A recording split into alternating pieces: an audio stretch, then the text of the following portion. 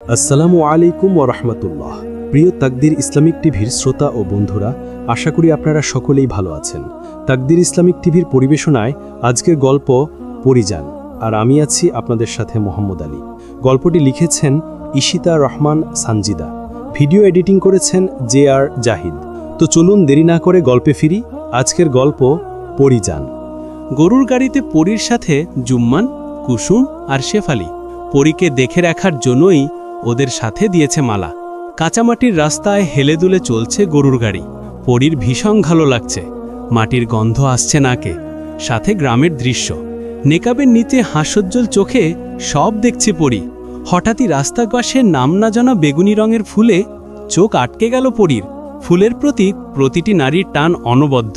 পরী ফুল ছোঁয়ার লোভে গাড়ি থামিয়ে কুসুমকে পাঠালো ফুল ছিঁড়ে আনতে। গাড়ি থেকে নেমে কুসুম ছুটল সেদিকে, কিন্তু ফুলে হাত দিতেই ঘটল অঘটন। পাশে কদম গাছের নিচে বসে থাকা সুখান পাগলকে সে খেয়াল করেনি। কুসুম ফুলে হাত দেওয়ার আগেই সুখান তার হাত টেনে ধরে, চেঁচিয়ে বলে, তুই আমার রানীর ফুল ছিঁড়বি? ওই ছেমরি, তোর চুল আমি সব ছিঁড়ে ফেলামু। ভয়ে কলিজা শুকিয়ে গেছে কুসুমের। পরীর আদেশে সে ভুলেই গিয়েছে যে এখানে সুখানই থাকে। সুখান চুল টেনে ধরে কুসুমের। কুসুম এক চিৎকার দিল, পরী আপা, আমারে বাঁচান! চমকে গাড়ির ভেতর থেকে উঁকি মারে পরী। শেফালি, জুম্মান ততক্ষণে নেমে পড়েছে, কিন্তু সুখানকে দেখে ওরা আগানোর সাহস পেল না। কুসুম চিৎকার করে বলছে, আমি তোর রানীর ফুল ছিঁড়মু না, সাড়া মারে। তোরে সারালে তুই আবার ফুল ছিঁড়বি? আল্লাহ গো, আমারে রক্ষা করো, তাইলে আমি পাগলরে ভিক্ষা দিমু। লাঠি হাতে গাড়ি চালক এগিয়ে গিয়ে কুসুমকে ছাড়িয়ে আনলো। কাঁদতে কাঁদতে কুসুম গাড়িতে উঠতেই পরী বলল, আমি বুঝিনি কুসুম যে ওখানে পাগলটা থাকে, তাহলে আমি তোকে যেতে বলতাম না। কুসুম রাগ করে হাঁটুতে মুখ গুজে বসে রইল। একে তো ভয় পেয়েছে, তার উপর চুলের ব্যথা, সেজন্য কাঁপছে কুসুম। পরীর মন খারাপ হলো তা দেখে। জুম্মান প্রশ্ন করে বসে, আপা, রানী কেডা? ওই পাগলটা রানী কইল কারে? জবাবটা পরী দিতে পারল না, সে জানে না। তবে শেফালি বলল, সুখান পাগলার বউ রানী। আগেও ভালাইয়া ছিল, কিন্তু বউ মরার পর পাগল হয়ে গেছে। গ্রামের সবাই এইয়া কয়। পরী অবাক হয়ে বলে, ভালোবাসা মানুষকে পাগলও করে দেয়? যে সত্যি ভালোবাসে সে তো পাগল হয়েবই। পরী আর কথা বলল না। সারা রাস্তা সুখানের কথা চিন্তা করতে করতে গেল। পরীদের আগেই বাকিরা পৌঁছে গেছে রূপালীর শ্বশুরবাড়ি। পরীরা পৌঁছাতেই কয়েকজন মেয়ে এসে ওদের বাড়ির ভেতরে নিয়ে গেল। আশেপাশে না দেখে মাথা নিচু করে পরী চলে গেল। কিছুক্ষণ পর জুম্মার এসে খবর দিল, এখানে নওশাদও এসেছে। সে লাঠিতে ভর দিয়ে হাঁটাচলা করছে, তার পা এখনো ঠিক হয়নি। পরী ভাবল, তাহলে কি নওশাদের সাথে পরের বিয়েটা ভাঙতে চড়ছে? 2 বিঘা জমির উপর কবিরদের বাড়িটি। 4খানা বড় বড় টিনের ঘর। 4 ভাই 4 ঘরে থাকেন। রান্নাঘর, গোসলখানা সব আলাদা। পুরো বাড়ির চারপাশে টিনের বেড়া দেওয়া, যাতে বাইরের পুরুষ ভেতরে না আসতে পারে। আম আর কাঁঠাল গাছে ভরা বাড়িতে। 2-1টা অন্য গাছও আছে। বাড়ির পেছনে শান বাঁধানো বড় একটা পুকুর আছে, সেখানে মাছ চাষ করা হয়। মাছ বিক্রি করে অনেক টাকা রোজগার হয় কবিরের। তাছাড়া পরীদের বাড়িতেও মাছ পাঠানো হয়। ফলমূল তো পাঠায়ই। এছাড়াও কবির সহ বাকি 3 ভাইয়েরও বেশ কয়েক বিঘা জমি আছে। বাড়িটা দেখলে যে কেউ এই বাড়িতে নিজের মেয়ে দিতে চাইবে। স্বনামধন্য পরিবারের মেয়েদেরই ঘরে তুলেছে রূপালীর শ্বশুর। রূপালী এই বাড়ির সেজ বউ। রূপালীর বিয়ের 6 মাস পর ওর দেওরের বিয়ে হয়। তবে 3 যা মিলে হিংসে করে রূপালীকে, কেননা তারা রূপালীর মতো অত সুন্দর নয়। অতিরিক্ত সাজগোজ করেও রূপালীর মতো সুন্দর তারা হতে পারে না। অথচ খুব সাদামাটা ভাবেই রূপালীকে কোনো রাজকন্যার কিকে কম লাগে না। সবসময় রূপালীর রূপে ঈর্ষান্বিত হন তারা। রূপালী সব বুঝেও না বোঝার ভান করে থাকে, কারণ এদের সাথে কথা বলেই সময় নষ্ট করার কোনো মানেই হয় না। কিন্তু আজ তারা 3 জনই ছুটে এসেছে পরীকে দেখতে, কারণ এতদিন ধরে তারা শুধু পরীর সোনামি শুনেছে, কিন্তু চোখের দেখা দেখেনি। রূপালীর বিয়ের পরেই প্রথম পরী এই বাড়িতে পা রাখল, তাই ওনারা 3 জন ছুটে এলে পরীকে দেখতে। পরী সবেমাত্র পালঙ্কের উপর বসেছে, নিকাব এখনো খোলেনি। তার মধ্যেই ওরা এসে হাজির। এসেই রূপালীর বড় চা কাকলি বলে উঠল, দেখি দেখি রূপার বোন কেমন দেখতে। মালা জেসমিন জল চৌকি পেতে বসে আছে পরীর কাছে। কুসুম গোমরা মুখে জেসমিন আর মালাকে বাতাস করছে। শেফালি পরীকে বাতাস করছে। কাকলির কথা শুনে সবাই চমকে তাকালো। ততক্ষণে রূপালীও চলে এসেছে। পরীর ভাবান্তর না দেখে কাকলি আবার বলল, কই নেকাব সরাও দেখি তোমার চাঁদ বদনখানি। বলেই খিলখিল করে হেসে উঠল তিনজন।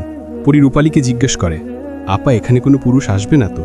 রূপালীকে উত্তর দিতে না দিয়ে ওর মেয়ের যা পাখি বলল, কেন গো, পুরুষ দেখলে তোমার রূপ কমে যাবে নাকি? হাসির ছলে অপমান করছে পরীকে।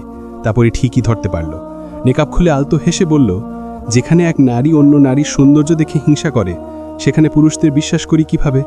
আপনাদের বর যদি আমাকে দেখে পাগল হয়ে যায়, তখন তো আমাকেই দোষ দিবেন। তাই আগে থেকেই সাবধান হচ্ছি। আমার আবার কারো ঘর ভাঙার ইচ্ছে নেই। হাসির ছলে পরীও পাল্টা জবাব দিল। রূপালী মুখ টিপে হাসে ওদের কাণ্ড দেখে। তিনজা পরীর দিকে বিস্মিত হয়ে তাকিয়ে রইল। সত্যি অনেক সুন্দর পরী, রূপালীর থেকেও বেশি সুন্দর। কাজল বর্ণ আখি যুগল যখন পলক ফেলে, তখন কি সুন্দরী না লাগে? বদনে ছড়িয়ে আছে এক রাসমায়া। আল্লাহ যেন নিজ হাতে ওকে বানিয়েছে। তবে পরীর বলা তিক্ত কথাগুলো ওনাদের পছন্দ হয়নি, তাই সবার সাথে কুশলাতি করে চলে গেলেন। বোরখা খুলে মাথায় কাপড় জ্বালালো পরী। একে একে মহিলারা এসে পরীকে দেখে যাচ্ছেন আর ওর প্রশংসা করে যাচ্ছেন। নূরনগর থেকে যেন এক টুকরো নূর এসেছে। পরী বিরক্ত লাগছে এসব। মনে হচ্ছে আজ যেন ওর নিজেরই বিয়ে। মালা আছে বলে পরী চুপ করে আছে, না হলে দু কথা শুনিয়ে বিদায় করে দিত। মেজাজ গরম হচ্ছে পরীর। শেফালির হাত পাখার বাতাসও ঠান্ডা হচ্ছে না পরীর মাথা। রূপালীর যারা যে একটু কটু কথা বলে তা জানে পরী। শ্বশুর বাড়ি নিয়ে অনেক গল্প করেছে রূপালী ওর কাছে। সেখান থেকে এই বাড়ির প্রত্যেকের স্বভাব সম্পর্কে সে অবগত। 7 মাসের পেটটা নিয়ে পরীর পাশে বসে রূপালী মা আর পরীর সাথে টুকটাক কথা বলছে, আর পরী চুপ করে শুনছে। বিয়ে খেতে এসে পরীর বিয়ের কথা তুলে বসেন নৌশাদের বাবা শামসুদ্দিন মাতুব্বর। তিনি চান তাড়াতাড়ি বিয়েটা সেরে ফেলতে, কিন্তু এখানে আফতাব বেঁকে বসেন। তিনি খবর পেয়েছেন নৌশাদের পা নাকি কখনোই ঠিক হবে না। হাঁটতে পারবে কিন্তু লাঠির সাহায্য নিয়ে। তাই তিনি পরীর সাথে নৌশাদের বিয়ে দেবেন না। এই কথা শুনে শামসুদ্দিন বলে, আপনারা কিন্তু কথা দিয়েছেন জমিদার সাহেব, কথার খেলাপ কইরেন না। আমি কথা দিইনি, কথা দিয়েছে আমার ছোট ভাই। আর আমি আমার মেয়েকে কোথায় বিয়ে দেব তা আমিই বুঝবো। আপনার ছেলে এখন অচল হয়ে গেছে। আমার মেয়েকে বিয়ে করার কোনো যোগ্যতা তারা নেই। তাছাড়া আপনার ছেলে আমার মেয়েকে সুখী রাখতে পারবে না। আমার ছেলের এই অবস্থার জন্য তো আপনারাই দায়ী। আপনাদের বাড়িতে গিয়ে তো পা ভাঙলো। আমরা কেউ তো আপনার ছেলেকে ধাক্কা দিয়ে ফেলে দিইনি। আপনার ছেলে নিজেকে সামলাতে পারেনি, তবুও সমস্যা নেই। আপনার ছেলের সমস্ত ভরণ পোষণ এবং চিকিৎসার দায়িত্ব আমি নিলাম। তবুও আমি আমার মেয়ে বিয়ে দেব না। না, আপনি কি টাকার গরম দেখাচ্ছেন জমিদার সাহেব? আমার কি টাকা পয়সার অভাব নাকি? আপনার মেয়ের মতো অনেক মেয়ের ভরণ পোষণের ক্ষমতা আমার আছে। আমাকে টাকার গরম দেখাবেন না, তাহলে ভালো হবে না। দা কি করবেন আপনি? পাল্টা জবাব দিল শামসুদ্দিন। দু এক কথায় কথা কাটাকাটি শুরু হয়ে গেল। লোকজন জড়ো হয়ে গেল, কেউ কাউকে ছেড়ে কথা বলছে না। লোক জানাজানি বেশি হওয়ার আগেই শায়ের আফতাবকে সরিয়ে নিল। আলাদা ঘরে টেনে নিয়ে বলল, এখন মাথা গরম করবেন না। নৌশাদের বাবা কিন্তু ভালো লোক নয়। তিনিও প্রভাবশালীদের একজন। প্রতিশোধ নিতে সে পাগল হয়ে যাবে। আর এই গ্রামের কেউ কিন্তু আপনাকে জমিদার মানবে না। তাই একটু শান্ত হন, হিতে বিপরীত হতে পারে। আফতাব একটু শান্ত হলো। ভাবতে লাগলো, সত্যিই তো, এখন যদি তার কোনো ক্ষতি করতে চায় শামসুদ্দিন, তখন কিভাবে নিজেকে রক্ষা করবেন তিনি? এখানের কেউ তো তার হয়ে লড়াই করতে আসবে না। কবিরও তো কিছু করতে পারবে না, কারণ দুপক্ষই ওর আত্মীয়। কার হয়ে সাফাই গাইবে সে? কবিরের উপর সে ভরসা করতে পারছে না। তাছাড়া ওরা যদি রূপালীর কোনো ক্ষতি করে দেয়। আখির চলে এসেছে, সব শুনেছে সে। আফতাবকে উদ্দেশ্য করে আখির বলল, ভাই, ঝামেলা বাড়বে অনেক। আমি বলি কি, বিয়েটা দিয়ে দেন। আমার মেয়েকে আমি আমার ইচ্ছাতে বিয়ে দেব, তোর কিছু বলতে হবে না। তোর জন্যই তো সব হয়েছে, আগ বাড়িয়ে কথা দিলি কেন তুই? আখির চুপ করে গেল। আফতাবের মাথা এখন গরম আছে। কুটুম বাড়িতে এসে যা করেছে, এতে লোকজন কথা বলা শুরু করে দিয়েছে। তাছাড়া এখানে আর বেশিক্ষণ থাকাটা নিরাপদ নয়। খাওয়া শেষ হতেই আফতাব, জেসমিন ও মালাকে গরুর গাড়ি ভাড়া করে দিল শায়ে, সাথে 2 জন দেহরক্ষী। আর পরী, জুম্মান, শেফালি, কুসুম গেল ওদের গাড়িতে। তবে এবার শায়ের ও ওদের সাথে গেল, কারণ যদি ওদের ক্ষতি করতে আসে তখন কি হবে? তাই গাড়ি চালকের পাশে গিয়ে বসে সে। শায়ের ঠিকই সন্দেহ করেছিল। গ্রামের শেষ মাথায় আসতেই 7-8 জন লোকদের লাঠি হাতে দাঁড়িয়ে থাকতে দেখা গেল। তারা ওদের পথ আগলে দাঁড়িয়েছে। গাড়ি থামতেই ওদের একজন পেছনে এসে বলল, সবাই বের হ, কথা না শুনলে টেনে নামাবো। সবাই নেমে পড়ল। পৌরি আর শায়ের বাদে সবাই ভয়ে কাঁপছে। কুসুমের তো বেহাল অবস্থা। আসার পথে এক দৌড়ানি খেয়েছে, এখন যাওয়ার পথে আরেক দৌড়ানি। শেফালি জুম্মানকে ঝাপটে ধরে আছে। ভয়ে ওরাও সিটিয়ে গেছে। শায়ের ভেবেছিল ওরা হয়তো আফতাবের গাড়ি আটকাবে, তাই আগেই ওদের পাঠিয়ে দিয়েছে। কিন্তু ওদের গাড়ি আটকানোর কোনো কারণ খুঁজে পাচ্ছে না। একজন লোক বলে উঠল, জমিদার কন্যা পরীকে আমাদের সাথে যেতে হবে, আর বাকিদের সবাই চলে যাও। পরী শান্ত গলায় জিজ্ঞেস করে, কারণটা কি? সে কথা আপনাকে বলতে বাধ্য নই, আমি আপনাকে জিজ্ঞেস করিনি। অতঃপর পরী শায়েরের দিকে ঘাড় ঘুরিয়ে বলল, কি হয়েছে? এরা নওশাদের বাবার লোক, মনে হয় আপনাকে নিয়ে নওশাদের সাথে বিয়ে দেবে এরা। বিয়ে করতে চাইলে চলে যেতে পারেন। আমি আপনার কোনো কথাই বুঝতে পারছি না। আপনার বোঝার বয়স হয়নি। বেশি কথা বলেন কেন? আমি যথেষ্ট বড়, সব বুঝতে পারি। তাহলে আমার কথা বুঝলেন না কেন? কুসুম, শেফালি, জুম্মান ওদের ঝগড়া দেখছে। বিপদের মুখে পড়েও যে কেউ ঝগড়া করতে পারে তা এই প্রথম দেখল ওরা। পরীর পাল্টা জবাব দেওয়ার আগেই জুম্মান বলল, আপা আমার ডর করতেছে, আর তুমি ঝগড়া করতেছো, এখন কি হইব? পরীর হুঁশ ফিরল। সত্যি তো, ওদের এখন বিপদ। আগে বিপদ থেকে মুক্ত হোক, তারপর না হয় ঝগড়া করা যাবে। এর মধ্যে একজন বলল, না যেতে চাইলে জোর করে নিয়ে যাব, তাই বলছি ভালো ভালোই চলুন। শায়ের শান্ত থেকেই বলল, আচ্ছা নিয়ে যান আপনারা। পরী নেকাবের আড়ালে ঢাকা চোখ দুটো বড় বড় করে তাকালো শায়ের দিকে, বলল, কি বলছেন আপনি এসব? শায়ের গরুর গাড়ি থেকে দুটো শক্ত লাঠি বের করে একটা পরীর হাতে দিয়ে বলল, আপনি তো একদিন নিজেকে আমার কাছে প্রমাণ করতে চেয়েছিলেন, তো আজকে করুন, দেখি জমিদার কন্যা কেমন লাঠিয়াল। হাসল পরী, তবে সেই হাসির মাধুর্য কালো নেকাবের মধ্যেই সীমাবদ্ধ হয়ে রইল। পরী দুপা এগিয়ে যেতেই জুম্মান চিৎকার করে বলে, আপা যাইও না। তুই চুপ থাক জুম্মান, আমাকে দেখতে দে। পরী এগিয়ে যেতেই একজন দ্রুত সামনে এসে বলে, আপনার গায়ে হাত ওঠানোর হুকুম আমাদের কাছে নেই, আর আপনি পারবেন না আমাদের সাথে, তাড়াতাড়ি চলুন।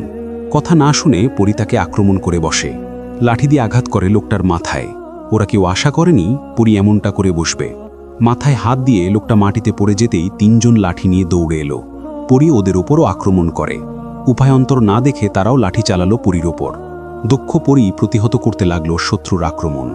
লাঠি ঘুরিয়ে নাস্তানাবুদ করতে লাগলো সবাইকে। কিন্তু এতজনের সাথে লড়াই করা একটা মেয়ের পক্ষে অসম্ভব, তাই একটা লাঠির আঘাত এসে পড়ে পরীর বাহুতে। ছিটকে দূরে পড়ে যায় পরী। আরেকজন এসে লাঠি চালালো পরীর গায়ে। পরী চোখ বন্ধ করে নিল, কিন্তু আঘাত অনুভব না করতে পেরে চোখ মেলে তাকালো। শায়ের তার লাঠি দ্বারা শত্রুর লাঠি আটকে দিয়েছে। সে পরীকে উদ্দেশ্য করে বলল, উঠে দাঁড়ান, পড়ে গেলে উঠে দাঁড়াতে হয়। পরী উঠে দাঁড়ালো আবার। ওরা দুজন মিলে সবকটাকে কুপকাত করে দিল। কিন্তু সমস্যা আবার হলো। ওরা দূর থেকে দেখতে পেল এবার পুরো বাহিনী আক্রমণ করতে চলেছে। ওদের সাথে পেরে ওঠা সম্ভব নয়। শায়ের সবাইকে বলল, বাঁচতে চাইলে দৌড়ান সবাই, আমার সাথে আসুন। সাথে সাথেই সবাই দৌড় দিল।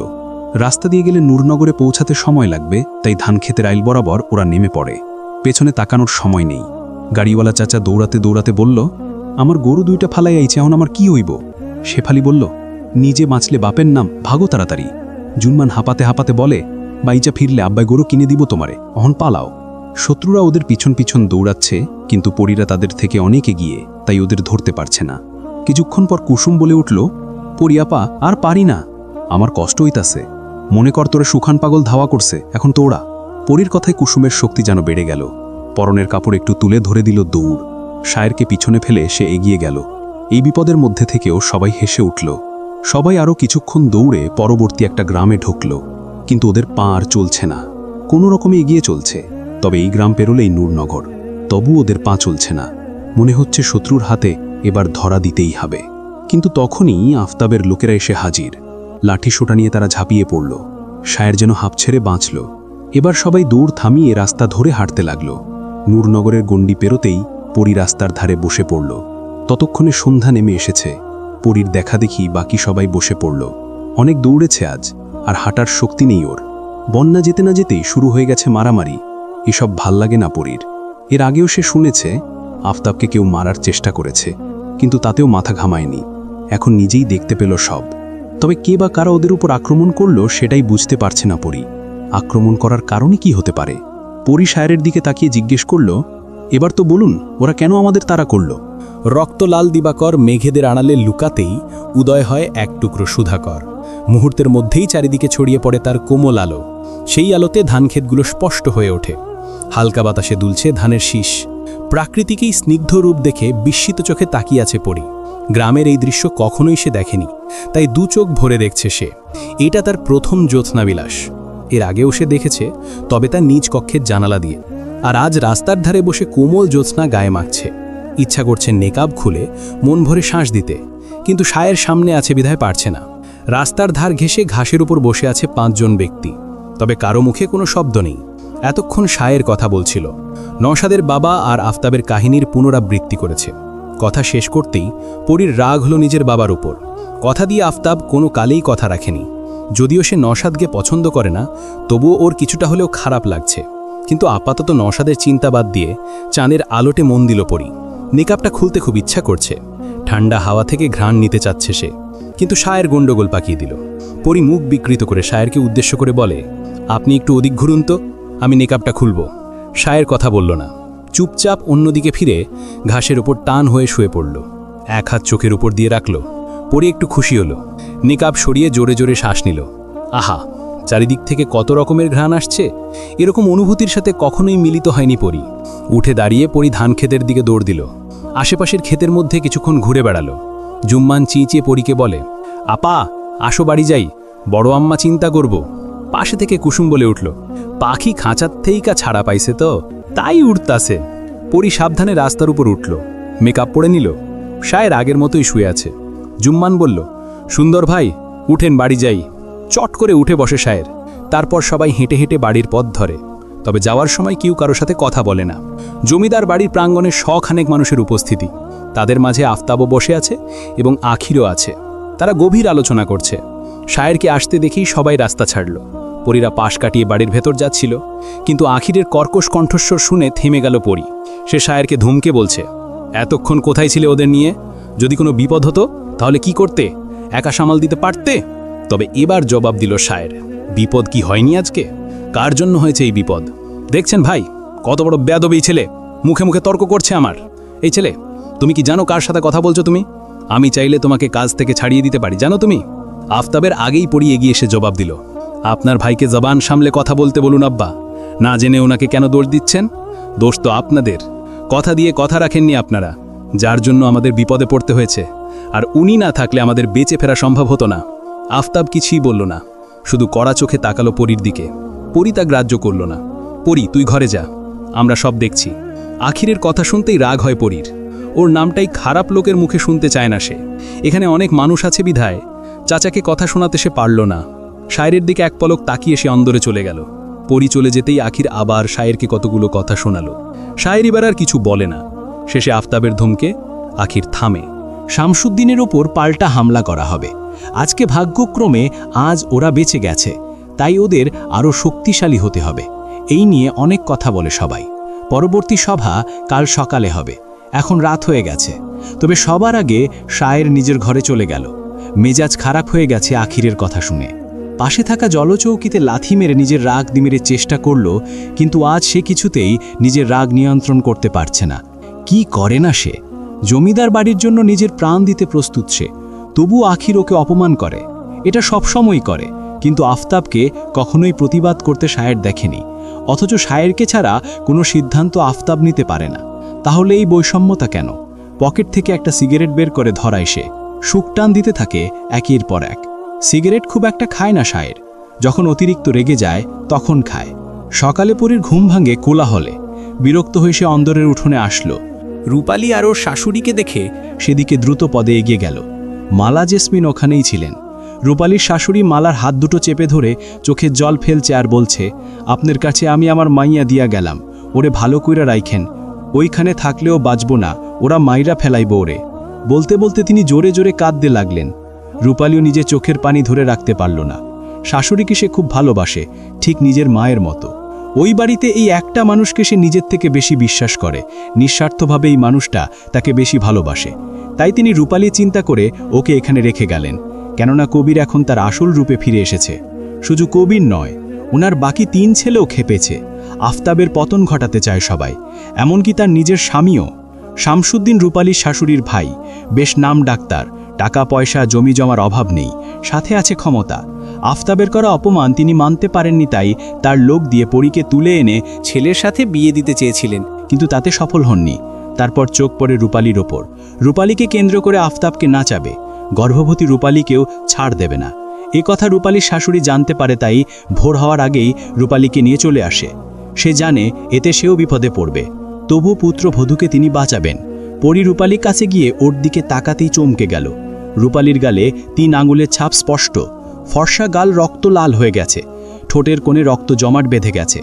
রূপালীর দুবাহু চেপে ধরে পরী বলল, আপা, তোরই অবস্থা কে করেছে? রূপালী জবাব দিল না পরীর প্রশ্নের, অন্য কথা বলল সে। পরী, চল ঘরে, তারপর সব বলছি। মা, আপনি তাড়াতাড়ি চলে যান, না হলে আমার আব্বাও আপনার ক্ষতি করে দেবে। এরা এখন পিচাসে পরিণত হয়েছে।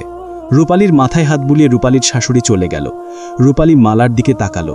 মালা কাঁদছে তা দেখে রূপালী বলল, কাঁদবেন না আম্মা, আপনার কান্না আমার ভালো লাগে না। ভাগ্য যেখানে নিয়ে যাবে সেখানে যেতেই হবে আমাদের। শুধু দোয়া করবেন পরীর ভাগ্য যেন ভালো হয়, আপনার স্বামী যেন পরীর জীবন নষ্ট না করে। রূপালী পরীর হাত ধরে নিচতলার একটা ঘরে নিয়ে গিয়ে দরজা বন্ধ করে দিল। পালঙ্কের উপর আস্তে করে বসে পরীর দিকে তাকিয়ে বলে, অনেক প্রশ্ন তোর মনে, তাই না পরী? আমার বিয়ের পর থেকেই তোর হাজার প্রশ্ন, আজ সব বলবো তোকে, শুনবি? চুপ করে রূপালীর ক্ষতের দিকে তাকিয়ে আছে পরী।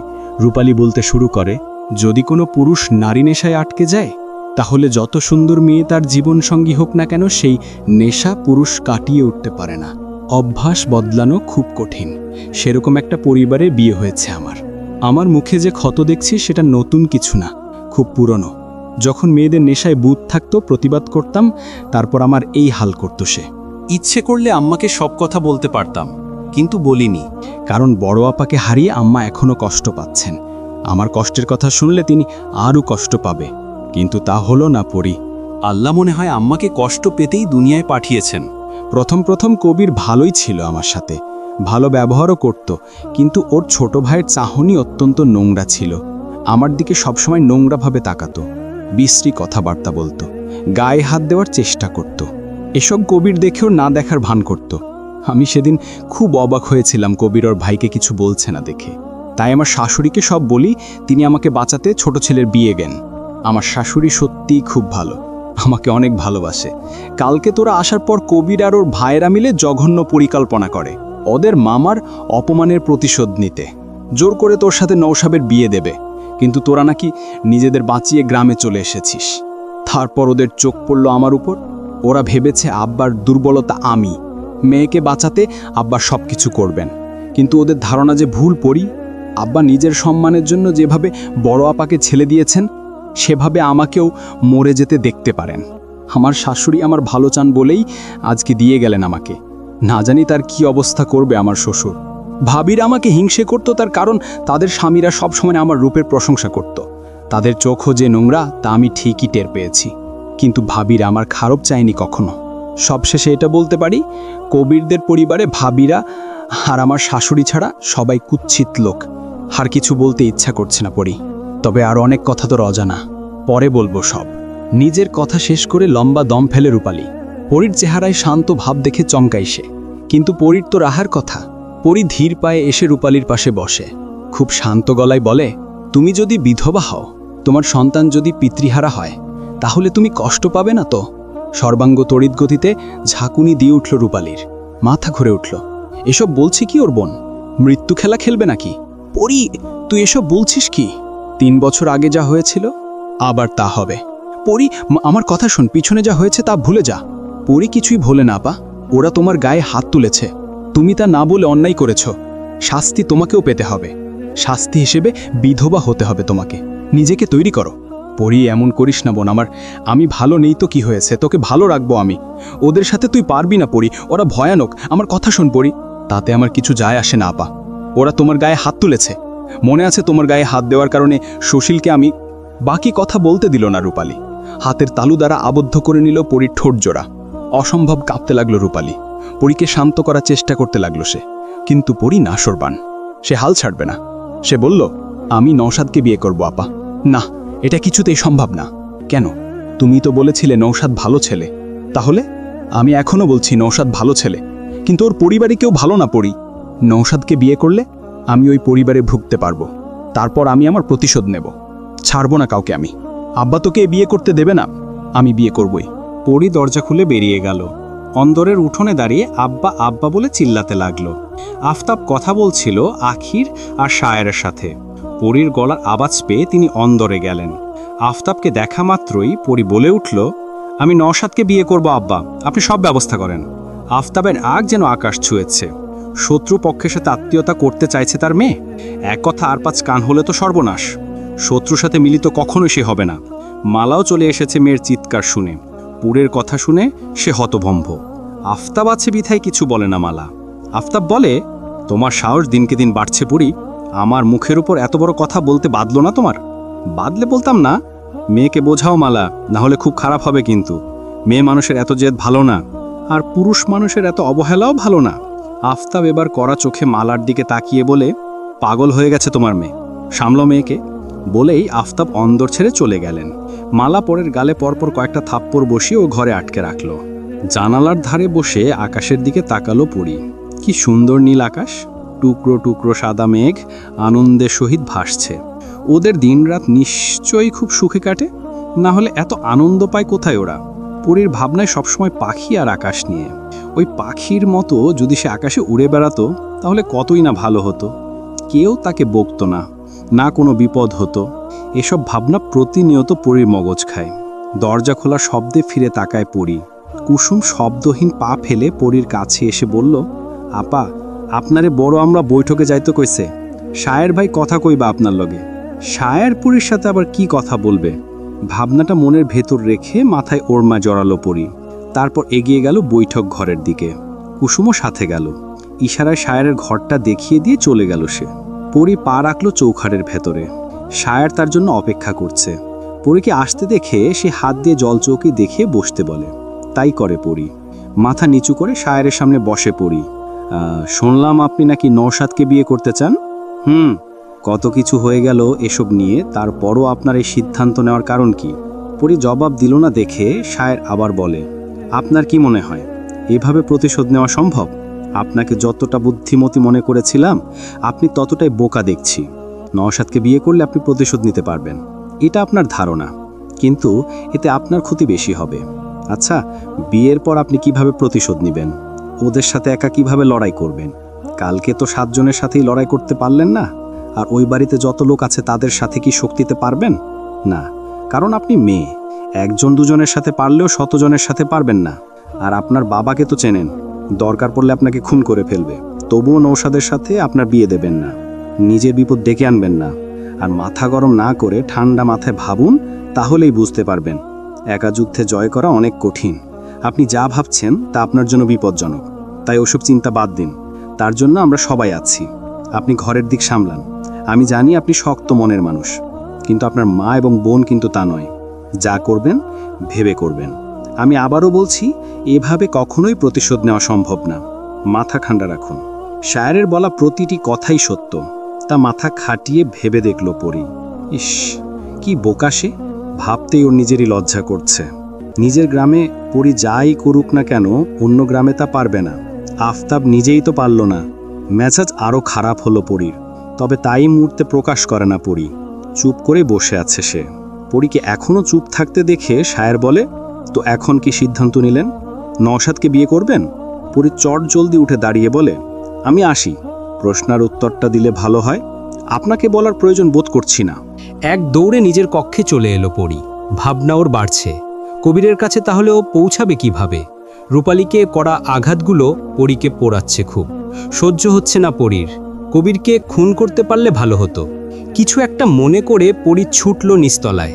পথেই মালা ওকে টেনে ধরে কলপাড়ে নিয়ে যায়। কয়েক বালতি ভর্তি পানি, আরেক বালতি ভরার জন্য কল চাপছে কুসুম। মালা পরীকে বসিয়ে মাথায় পানি ঢালতে লাগলো। অবাক হয়ে পরী বলে, আম্মা করেন কি? চুপ থাক, সব সময় মাথা গরম থায়, আজ সব ঠান্ডা করে দিতাছি। হতাশ হলো পরী। মাথায় পানি ঢাললে তো মাথা ঠান্ডা হবে, কিন্তু ওর মনে যে দাবানল হচ্ছে তা কিভাবে ঠান্ডা হবে?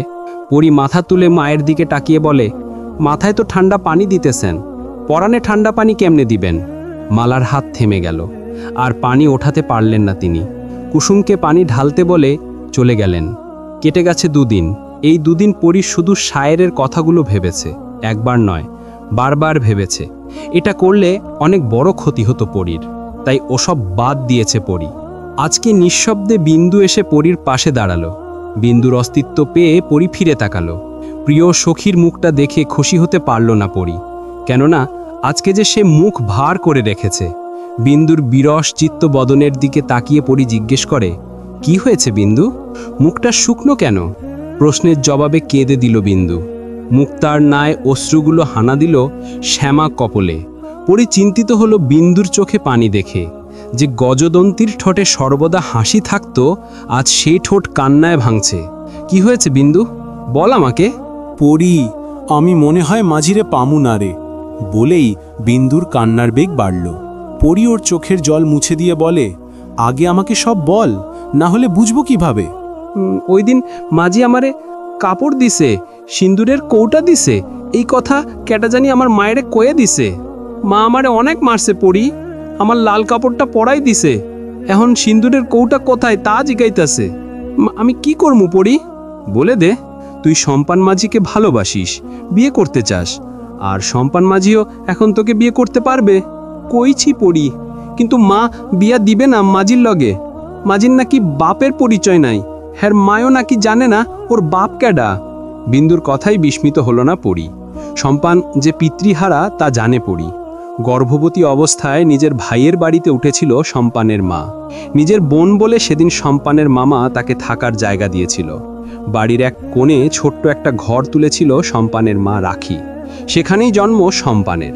গ্রামের অনেক লোক কথা শুনিয়েছিল রাখিকে, কেননা নিজের ভালোবাসার মানুষের হাত ধরে পাল্লে গিয়েছিল রাখি।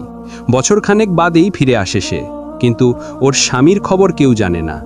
রাখির ভাষ্যমতে ওর স্বামী ওকে রেখে শহরে কাজে গেছে 3 মাস আগে, আর আসেনি। রাখি আর থাকতে না পেরে চলেই আসে। তবে রাখির বিশ্বাস তার স্বামী একদিন ফিরে আসবেই। সেজন্য আজও অপেক্ষা করছে রাখি। সবার কটু কথা সহ্য করে ছেলেকে নিয়ে পড়ে আছে এখানে। গ্রামের সবাই সন্দেহ করে রাখিকে, অবৈধ সন্তান হিসেবে জানে সম্পানকে। সম্পানকেও কম কথা শুনতে হয় না, কিন্তু মায়ের অতীত সম্পর্কে অবগত সে। রাখি সবই বলেছে ছেলেকে। এও বলেছে সম্পানের বাবা এখনো বেঁচে আছে, সেই জন্য আজও শাখা সিঁদুর পরে রাখি। ঠিক এই কারণে চন্দনা নাকচ করেছে সম্পানকে। মেয়ের মুখে সম্পানের কথা শুনতেই বিস্ফোরিত হয়ে নিজের মেয়েকে কয়েক ঘা বসিয়ে দেয় চন্দনা। বিন্দুকে সম্পানের সাথে বিয়ে দিলে লোকে কি বলবে? চুনকালি পড়বে মুখে। চন্দনা তা হতে দেবে না। দরকার পড়লে মেয়েকে হাত পা ভেঙে ঘরে বসিয়ে রাখবে, তবুও সম্পানের হাতে বিন্দুকে তুলে দেবে না। পরি দীর্ঘশ্বাস ছাড়ল। বিন্দুর হাত ধরে টেনে পালঙ্কের ওপর বসিয়ে বলল, চিন্তা করিস না, তোর বিয়ে সম্পান মাঝির সাথেই হবে। আপাতত চুপচাপ থাক। সম্পান মাঝি এখন কোথায়? বিন্দু নাক টেনে জবাব দিল, শহরে গেছে, আইব কবে জানি না। এক কাজ কর, তুই তোর মাকে কিছু বুঝতে দিবি না। ভান ধরবি যে তুই সম্পান মাঝিকে ভুলে গেছিস। সম্পান মাঝি আগে গ্রামে ফিরে আসুক, তারপর পরবর্তী চিন্তাভাবনা করা যাবে। বিন্দু জড়িয়ে ধরে পরীকে। চোখের জলে ভাসালো পরি কাঁদ। সে জোরে জোরে কাঁদতে কাঁদতে বলে, আমি মাঝিরে ছাড়া বাঁচব না পরি, সত্যি করে মইরা যামু। নিজের থেকে বিন্দুকে ছাড়িয়ে নিল পরি। রেগে গিয়ে বলল, মরার কথা বলস কেন?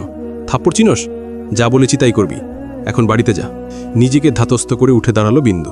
দরজা পর্যন্ত যেতেই পরীর ডাকে ঘুরে দাঁড়ালো সে। বিন্দু, মানুষ পাগলের মতো ভালোবাসে কেমনে? এতক্ষণে একটুখানি হাসল বিন্দু।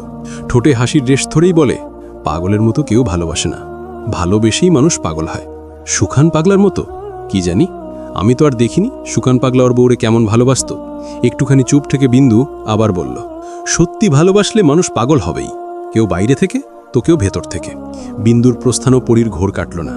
তবে বিন্দুর কথাটা বাস্তব। সত্যিকারের ভালোবাসা একটা মানুষকে পাগল বানিয়ে দেয়। প্রিয় মানুষকে হারানোর যন্ত্রণা সবাই সহ্য করতে পারে না। যারা সহ্য করতে পারে তারা মন থেকে ভেঙে পড়ে, আর যাদের সহ্য হয় না তারা মানসিক চাপ সহ্য করতে না পেরে পাগল হয়ে যায়। শরীরের ক্ষত সারানো গেলেও মনের ক্ষত সারানো সম্ভব না। পুরনো স্মৃতি আঁকড়ে ধরে বেঁচে থাকা অনেক কঠিন। প্রতিদিন মৃত্যু সমতুল্য যন্ত্রণা নিয়ে এগিয়ে যাওয়া সহজ কাজ নয়। অভাব, অনটন, টাকা পয়সাহীন, অসহায় হয়েও বেঁচে থাকা যায়, কিন্তু বেদনাময় অতীতকে সাথে নিয়ে বেঁচে থাকা অধিকতম কষ্টকর। তার জলজন্ত প্রমাণ সুখান পাগল। নিজের প্রিয়তমাকে হারিয়ে সে নিজেকে ঠিক রাখতে পারেনি। তার স্মৃতিচারণ করতে করতে আজ সে এমন স্থানে এসেছে যে এখন তার স্মৃতিতে তার প্রিয়তমা ছাড়া অন্য কিছুই নেই। পরি শুধু ভাবছে কিভাবে মানুষ এত ভালোবাসতে পারে। কই, সে তো পারছে না কাউকে ভালোবাসতে। তার জীবনে তো কেউ আসেনি এখনো। কিভাবে সে বুঝবে যে একটা মানুষ তাকে ভীষণ ভালোবাসে? সোনালি, বিন্দু আর সুখান নিজেদের ভালোবাসার প্রমাণ দিয়েছে। পরীকে কেউ কি তার ভালোবাসার প্রমাণ দেবে না, নাকি পরী নিজেই তার ভালোবাসা খুঁজে নেবে? কিন্তু কিভাবে? ডিসেম্বরের মাঝামাঝি সময়ে শীত বাড়তে থাকে। এই সময়ে কুয়াশাচ্ছন্ন হয় চারিদিক। দূর থেকে কুয়াশার ভেতর থেকে মানুষ বের হয়ে আসতে দেখা যায়। কোনো সাদা পর্দা মনে হয় এই কুয়াশাকে। অদৃশ্য সে পর্দা ভেদ করে মানুষের চলাফেরা। সবার গায়ে থাকে শীত নিয়ন্ত্রণ বস্ত্র, তবুও যেন শীত মানতে চায় না। ঠকঠক করে কাঁপে দৃদ্ধরা। উষার আলো ফুটতেই উঠোনে জটলা বাঁধে সবাই। মিষ্টি রোদ গায়ে মেখে আরাম করে। ঘাসে জমে থাকা কোমল শিশির বিন্দুর অপরূপ সৌন্দর্য যেন আরও মোহনীয় করে তোলে শীতকালকে। মানুষের পদচারণে ভাঙে সে শিশিরের ঘর। মাকড়সার জালে জমে থাকা শিশির দেখে মনে হয় এ যেন স্বচ্ছ কাঁচের তৈরি ঘর। কারিগর যেন খুব যত্নে তৈরি করেছে। আঙুল দিয়ে টোকা দিতেই ঝরঝর করে শিশির ঝরে পড়ল। জালের উপর থাকা মাকড়সাটা দৌড়ে চলে গেল। বিন্দু খিলখিল করে হেসে উঠল তা দেখে। এই কাজটা করতে ওর ভীষণ ভালো লাগে। এজন্য সে শীতকালের অপেক্ষায় থাকে। কি গো কারিগর, পলাইলা কেন? ঘর বানাইবা শক্ত কইরা, যাতে কেউ ভাঙতে না পারে, আর তোমারেও পলাইতে না হয়। ঘর বানাও তুমি, থাকো তুমি, আবার ডর পাও তুমি। এমন হইলে চলবো না। আবার উচ্চস্বরে হেসে ওঠে বিন্দু। ওর হাসিতে মুখরিত হয় এই কুয়াশাময় সকাল। খেজুর গাছের উপর থেকে মহেশ মেয়ের হাসি শব্দ শুনে হাঁক ছাড়ে। কিরে মা, কার লগে কথা কইয়া হাসস? রসের হাঁড়িটা শক্ত হাতে ধরে বাবার পানে চেয়ে বিন্দু বলে, কিছু না, তুমি নামো তাড়াতাড়ি। মহেশ ধীরে গতিতে নেমে পড়ল। বাবার হাত থেকে আরেকটা হাঁড়ি সে হাতে নিল। লম্বা বাঁশের দুই প্রান্তে 6টা করে মোট 12টা রস ভর্তি হাঁড়ি বাঁধা, আর বিন্দুর দুই হাতে দুটো। মহেশ বাঁশটা কাঁধে নিয়ে বাড়ির পথে রওনা দিল। বিন্দু চলল বাবার পিছু পিছু। শীতকালে মাছ ধরে না মহেশ, কারণ তখন পানি শুকিয়ে যায়। পদ্মায় জাল ফেলে তখন মাছ পাওয়া দুষ্কর। খেজুর গাছ কেটে রস সংগ্রহ করে বাজারে বিক্রি করে সে। আর চন্দনা বাড়ির আঙিনায় সবজি চাষ করে। তা দিয়েই চলে সংসার। এখনো সূর্যের আলো দেখা দেয়নি। এই সময়ে রোজ মহেশ আর বিন্দু বের হয় রস আনতে। বাবার সাথে যেতে বিন্দুর বেশ লাগে। মহেশ আর বিন্দুর আগমনে দৌড়ে যায় সখা। রসের হাঁড়ি হাতে নিয়ে খুশিতে গদগদ করে মায়ের কাছে গেল। চন্দনা বড় পাতিল চাপিয়েছে মাটির চুলায়। ইন্দু উনুন ধরাচ্ছে। চন্দনা এক হাঁড়ি রস বিন্দুর হাতে দিয়ে জমিদার বাড়িতে দিয়ে আসতে বলে। বিন্দুও সাথে সাথে ছুটল। মেয়ের যাওয়ার পানের দিকে তাকিয়ে দীর্ঘশ্বাস ফেলে চন্দনা। মেয়েটার মাথার থেকে সম্পানের ভূত যে নেমেছে তাতেই সন্তুষ্ট সে। না হলে রক্ষে ছিল না। গায়ের মানুষ যে ছিছি করত। বাপের নাই খবর, না জানি কোন অকাম করে বাচ্চা জন্ম দিয়েছে। ভালোই হয়েছে। বিন্দু বুঝতে পেরেছে। চন্দনা মহেশকে ডেকে বলে, হ্যাঁ গো শুনছ, পশ্চিমপাড়া থেকে বিন্দুর লাগে একখান সম্বন্ধ আইছে। পোলা খুব ভালা, শহরে কাম করে। ফুলিব আইয়া কইল। আমি কিছুই কই নাই, তুমি একটু খোঁজ নিয়ে দেহ, ভালো হইলে আগামু। মহেশ মাথা নেড়ে বলে, দেখমুনে, পোলা যদি ভালা হয় তাইলে আমি আপত্তি করমু না। আমার বড় মাইয়া ভালো থাক, এইটাই চাই আমি। স্বামীর কথায় যার পরনাই আনন্দিত হলো চন্দনা। মেয়েটাকে ভালো ঘরে বিয়ে দিতে পারলেই খুশি সে। দিন দিন গায়ের রং আরও চাপা হচ্ছে বিন্দুর। হবেই না বা কেন? সারাদিন রোদে টোক্কালা সেধে বেড়ালে এমন তো হবেই। না হলে মেয়েটা আরেকটু ফর্সা হতো বলে মনে করে চন্দনা। শহর থেকে গ্রামের ফেরার পথটার দিকে তাকিয়ে আছে বিন্দু। সে রোজ এখানে এসে দাঁড়ায় ওর সম্পানের জন্য। কিন্তু সম্পান মাঝির দেখা মেলে না। সেই যে গেছে আর আসেনি।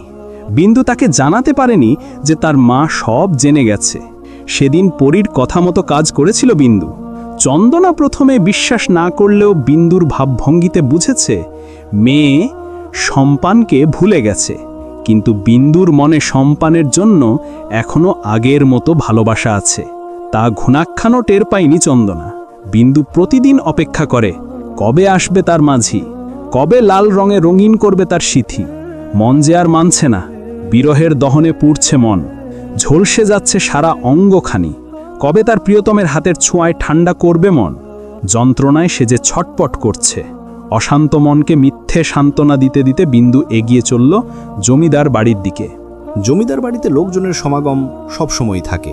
আজকে এর বিচার তো কালকে ওর বিচার। কাজ নিয়ে সবসময় দরবার হতেই থাকে। পাহারা তো আছেই। শামসুদ্দিনের উপর পাল্টা হামলা করার হয়নি। পুলিশ কেস হয়ে গিয়েছিল। পুলিশ দুই পক্ষকে কঠিন হুঁশিয়ার করে গিয়েছে। এরপর কোনো সংঘর্ষ হলে পুলিশ তাদের গ্রেফতার করতে বাধ্য হবে। এ কথাই দুই পক্ষই দমে যায়। তবে সুযোগ পেলে কেউ কাউকে ছাড় দেবে না। সপ্তবর্ণের রক্ষীদের পাশ কাটিয়ে অন্দরে ঢুকল বিন্দু। উঠোনের এক কোণে একটু রোদ এসে পড়েছে। মালা সেখানে বসে রোদ পোহাচ্ছে। শরীরটা তেমন ভালো নেই, তাই রান্না করতে যাননি। জেসমিন আর বাকিরা সব দেখছে। বিন্দু মালার দিকে এগিয়ে গিয়ে বলে, জেঠি তোমাগোর রস। ও রান্নাঘরে দিয়া ছাদে যা তো, পড়ি আছে, ওরে ডাইকা নিয়ে আয়, রস খাইব নে। বিন্দু তাই করলো। এই সকালবেলা পড়ি ছাদে কি করে তা ভাবতে ভাবতে ছাদে উঠল বিন্দু। পড়ি বেলি ফুল ছিঁড়েই চলে গাচ্ছিল। বেলি ফুল তার ভীষণ প্রিয়, মন মাতানো তার সুবাস। এই সুবাস নিতে সে ছাদে আসে। মাটির টবে অনেকগুলো বেলি ফুল গাছ লাগিয়েছিল পরি। ফুলে ভরে গেছে ছাদ। বিন্দু পরীর কাছে গিয়ে বলে, এই সকালবেলায় ছাদে আইছোস কেন পড়ি? বিন্দুর দিকে তাকিয়ে একগাল হাসল পড়ি। কানে দুটো ফুল গুজে বলল, দেখ তো কেমন লাগছে? তুই তো এমনিই সুন্দর। তোর গায়ে আছে বইলা ফুলগুলা সুন্দর লাগতাছে, কিন্তু ওই গাছের ফুলগুলা সুন্দর লাগতাছে না। পরি শব্দ করেই হাসল। বিন্দুর মুখে পরি সবসময় নিজের প্রশংসা পায়। পরি বিন্দুর কানে দুটো ফুল গুঁজে দিয়ে বলে, তোকে আরো বেশি সুন্দর লাগছে। ইস, আমি তো কালো, আমার দেখা সবচেয়ে সুন্দর নারী তুই। তুই সুন্দর বলেই সম্পান মাঝির ভালোবাসা পেয়েছিস, আর আমি এখনো পাইনি। সম্পানের নাম শুনে বিন্দুর মুখের হাসি মিলিয়ে গেল। গোমরা মুখে বলল, মাঝি তো এখনো আইলো না পরি। পরি বিন্দুর চিবুক স্পর্শ করে বলে, চিন্তা করিস না, এসে পড়বে, চল রস খাই। বিন্দু প্রতিদিন জমিদার বাড়িতে রস দিতে আসে, কারণ জুম্মানার পরি সকালবেলা ঠান্ডা রস খেতে খুব ভালোবাসে। দুটো গ্লাসে রস নিয়ে বসে আছে মালা। পরি দৌড়ে এসে বসে। কোথা থেকে জুম্মানও চলে আসে। নিজের গ্লাসটা হাতে নিয়ে পরিকে বলে, আপা চলো দেখি কে আগে সব রস শেষ করতে পারে। আচ্ছা দেখি। দুজনে একসাথে গ্লাসে চুমুক দিল। একটু খেয়েই দুজনেই কাশতে লাগলো। এত ঠান্ডা রস কি তাড়াতাড়ি খাওয়া যায়? মালা ধমক দিয়ে বলে, আস্তে খা, নাইলে খাইতে দিমুনার। সাথে সাথে চুপ হয়ে গেল দুজনেই। আস্তে আস্তে রস পান করলো দুজনে। দুদিন পর সম্পান বাড়ি ফিরল। এবার আসার সময় বিন্দুর জন্য আর একটা শাড়ি এনেছে, সাথে কিছু চুড়ি ফিতা।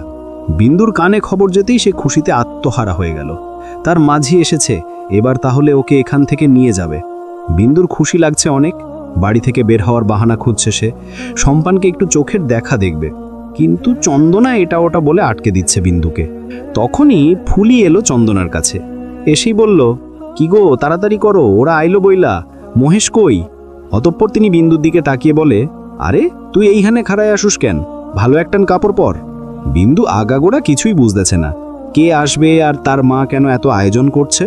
বিন্দু কিছু বলার আগেই মহেশ মিষ্টি নিয়ে এসে চন্দনার হাতে দিল।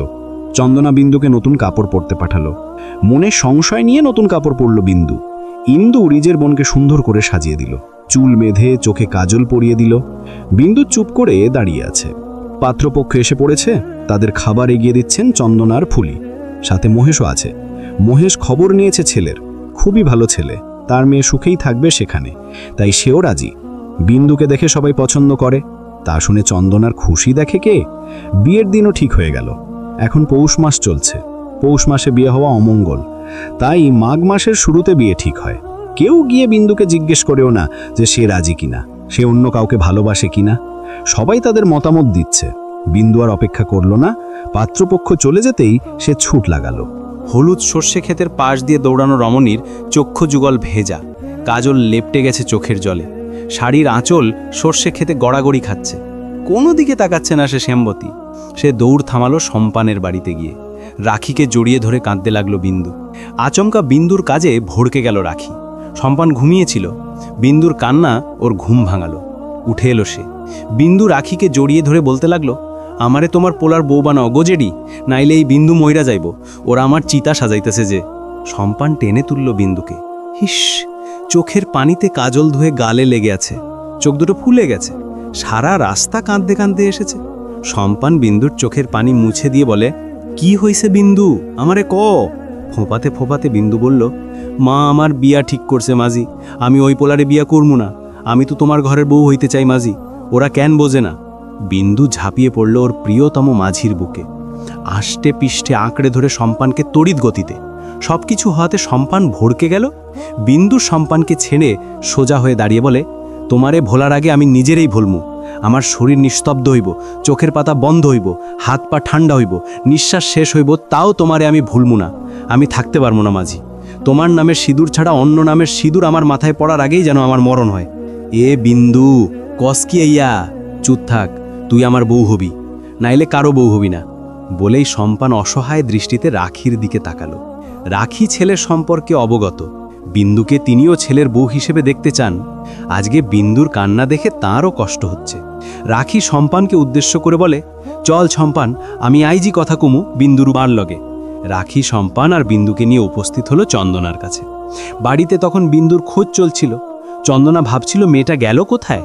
তখনই ওদের তিনজনকে আসতে সেদিকে এগোয় চন্দনা। রাখি চন্দনার হাত দুটো ধরে বলে, তোমার মাইয়ার হাত দুইটা আমার পোলার লাগা ভিক্ষা চাইগো দিদি। ওরা দুইজন দুইজনরে পছন্দ করে, বিয়া হলে সুখে থাকবো। রেগে গেল চন্দনা, ঝাড়ি মেরে হাত ছাড়িয়ে নিয়ে বলল, দূরও বাড়ি থেকে, তোমার পোলার জন্মের ঠিক নাই, আবার ওই পোলার লগে আমার মাইয়া বিয়া দেবার কয়? শখ কত, ওর লগে মাইয়া বিয়া দিলে লোকে ছিচি করব। না দিদি, ওর বাপ আছে। তা কয়জন ওই পোলার বাপ? ভুল বুঝেন না দিদি, আমার সম্পানের বাপ আছে, তার কোনো খোঁজ নাই, আমার গায়ে কোনো কলঙ্ক নাই দিদি। হইছে আর কথা কইও না, একটা বেজন্ম পোলার হাতে আমার মাইয়া দিমু? এই পর্যায়ে সম্পান ভানক রেগে গেল, তেড়ে গেল চন্দনার দিকে। রাখি টেনে ধরে সম্পানকে, আমার মার নামে খারাপ কথা কইলে আপনার গায়ে হাত উঠবো কইলাম। চন্দনা চেঁচিয়ে বলে, পোলার সাহস কত বড়, আমারে মারবে, আবার আমার মাইয়া বিয়া করব? এই নেমোখারাম বেরো বাড়ি থাইকা। চেঁচামেচিতে লোকজন জড়ো হয়েছে, তবে কেউ কথা বলছে না। সম্পান পাল্টা জবাব দিচ্ছে, আর চন্দনাও খারাপ খারাপ কথা বলতেছে। শেষে মহেশ এসে চন্দনাকে টেনে সরিয়ে নিল। এখানে মহেশ নিজেও কিছু বলতে পারছে না, চন্দনার কথাই শেষ কথা। কয়েকজন সম্পানকে বাড়ি যেতে বলল। যার মেয়ে এসে বিয়ে না দিলে কার কি করার আছে। অবশেষে সম্পান মাকে নিয়ে ফিরে গেল। বিন্দু দৌড়ে পরীর কাছে গেল। এই মুহূর্তে পরী ব্যতীত কেউ ওর সমস্যার সমাধান করতে পারবে না। চন্দনার ভাষা শুনে বিন্দু আর সেখানে দাঁড়ায়নি। সম্পানের অপমান সে দেখতে পারবে না। পরী তখন নিজের ঘরে বসেছিল। বিন্দু এসেই হাঁপাতে লাগলো। সখীর অবস্থা দেখে পরী গিয়ে ধরল বিন্দুকে। চিন্তিত হয়ে পরী বলল, কি হয়েছে বিন্দু, এরকম করছিস কেন? বিন্দু সকল ঘটনা বলতে বলতে কেঁদে ফেলেছে। পরীর এবার রাগ হলো চন্দনার উপর। মহিলাটা ভীষণ কঠোর, এই মহিলার কঠিনতম শাস্তি হওয়া উচিত। রুষ্ট চিত্তকণ্ঠে পরী বলে, তোর মা ভালো না বিন্দু, একটা শিক্ষা দিতে হবে তোর মাকে। আমি জানি না তুই কি করবি, কিন্তু আমারে বাঁচা, মাঝিরে ছাড়া আমি থাকতে পারবো না। পরী বিন্দুকে শান্ত হতে বলে। পরী নিজে গিয়েও কিছু বলতে পারবে না, কেননা সে নিজেই চুক্তিবদ্ধ মায়ের কাছে। তাই যা করার বিন্দু আর সম্পানকেই করতে হবে। পরী কাঠের আলমারি থেকে বিন্দুর সিঁদুর কৌটো বের করে বলল, সিঁদুর পড়ালেই বিয়ে হয় তাই না বিন্দু? পৌষে শীত রন্ধ্রে রন্ধ্রে পৌঁছে যায়। ভোরে গরম কম্বলের নিচ থেকে কেউ উঠতেই চায় না। পরীও কম্বল গায়ে জড়িয়ে ঘুমাচ্ছে। রূপালী এসেছিল পরীকে দেখতে। সে পুরীর ঘর থেকে বের হয়ে আস্তে আস্তে নিচতলায় নেমে এলো। গরম চাদর গায়ে জড়িয়ে উঠোন জুড়ে হাঁটাহাঁটি করতে লাগলো। পেটটা বেশ উঁচু হয়েছে। কয়েকদিন বাদেই পৃথিবীতে ভূমিষ্ঠ হবে ওর সন্তান। মা হওয়ার আনন্দ সব মেয়েরই থাকে, কিন্তু কেন জানি রূপালী সে আনন্দ পাচ্ছে না। সেদিনের পর তো কবির আর তার কোনো খবর নেয়নি, নেয়ার সাহসও নাই। এই বাড়িতে পা রাখলে কবির প্রাণ নিয়ে ফিরতে কি পারবে সন্দেহ। যদি রূপালীকে কবির ভালোবাসত, তাহলে সে প্রাণের মায়া না করে ঠিকই আসত। রূপের মোহে কবির তাকে বিয়ে করেছে ঠিকই, কিন্তু ভালোবাসতে পারেনি। তার কাছে মেয়েদের দেহটাই প্রধান। রূপালীর প্রথম মনে হতো সেই পারছে না কবিরকে স্বামী হিসাবে টেনে নিতে, কিন্তু আস্তে আস্তে তার ভুল ধারণা ভেঙে যায়। দীর্ঘশ্বাস ফেলা আর মালার চোখের জল সহ্য করা ছাড়া রূপালীর আর কিছুই করার নেই। রোদ উঠেছে বেলা 8টা নাগাদ। এতক্ষণ কুয়াশাচ্ছন্ন ছিল চারিদিক। এরই মধ্যে জমিদার বাড়িতে এসে হাজির হলো নাইম, শেখর, আসিফ। বৈঠকে ওদের বসতে দেওয়া হলো। মালা ও জেসমিনকে দেখা করে ওদের সাথে। অনেকদিন পর দেখা হতে ওদের ভালোই লাগলো। গরম গরম ভাপা পিঠা ওদের খেতে দেওয়া হলো। নাইম ভাবছে আজকের দিনটা ইনিয়ে বিনিয়ে থেকে যেতে হবে। পরীকে দেখার ইচ্ছাটা আর কখনোই মিটবে না। একটাবার সে পরীকে দেখার জন্য আকুলি বিকুলি করছে, কিন্তু অতি আবেগের শেষ ফলাফল শূন্য। কি সিদ্ধান্ত নিলি? থাকবি নাকি চলে যাবি? সবে তো এলাম, দেখি কি করি। তোর না দেখা বউ, এর দেখা শ্বশুর বাড়ি, থাকলে সমস্যা নেই বলেই হাসল সে। নিজের ঘর থেকে বেরোতেই নাইমদের দেখেই সেদিকে এগিয়ে এলো শায়ের। বলল, আপনারা কখন এসেছেন? মৃদু হেসে জবাব দিল, এই তো কিছুক্ষণ। আপনার অবস্থা কেমন? জি ভালো। তা হঠাৎ আমাদের কথা মনে পড়ল? হঠাৎ মানে এতদিন পর এলেন তাই বললাম।